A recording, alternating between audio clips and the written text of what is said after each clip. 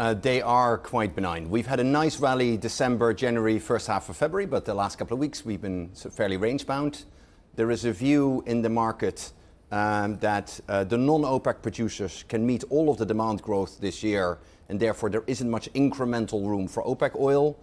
And that means you rely on continued OPEC cuts.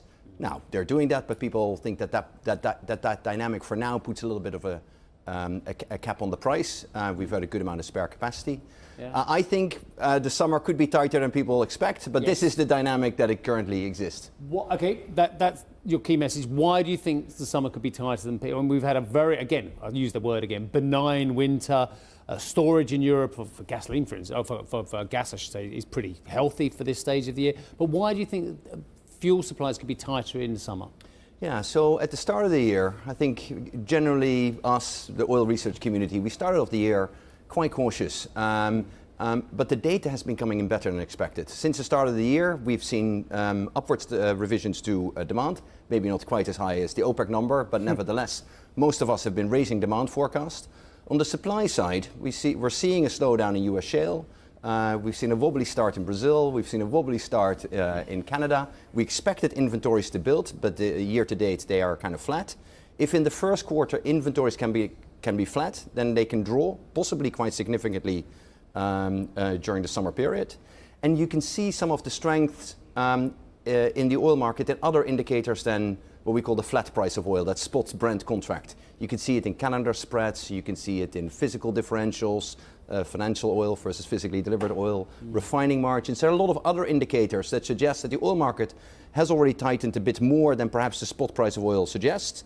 Now, at the moment we're going through a lot of refinery maintenance, so like this is always a bit of a soft part of the year. But I think as the summer driving season unfolds, inventories draw. Look, we're not calling for the super cycle, but we could have a bit of strength over the summer. You're not going for a Christian Malek $175 then?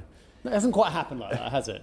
There was a period during 2020 and 2021 where capex really was quite low, and it was not an unreasonable expectation at the time to say, well, that will at some point impact the supply side of oil.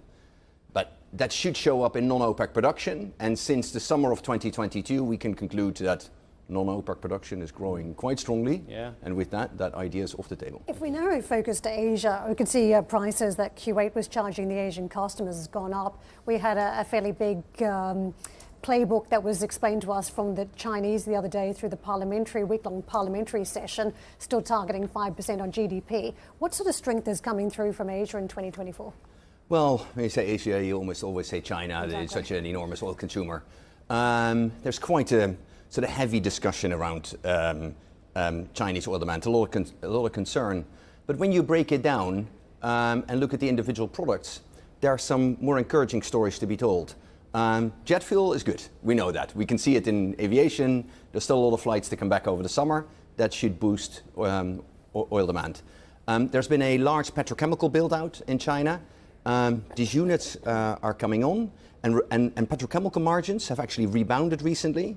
And they're good enough for all these units to run. That creates demand for oil as a feedstock for petrochemicals. And driving statistics are actually okay. So if jet fuel is okay, if petrochemical feedstock is okay, if at the margin gasoline is sort of okay, then we can have low estimates for, say, diesel demand growth, which is often related to housing, construction and industry, and that's probably where some of the softness then shows up. But these other categories, I think they'll carry it, and we'll still see a decent year for oil demand growth in China.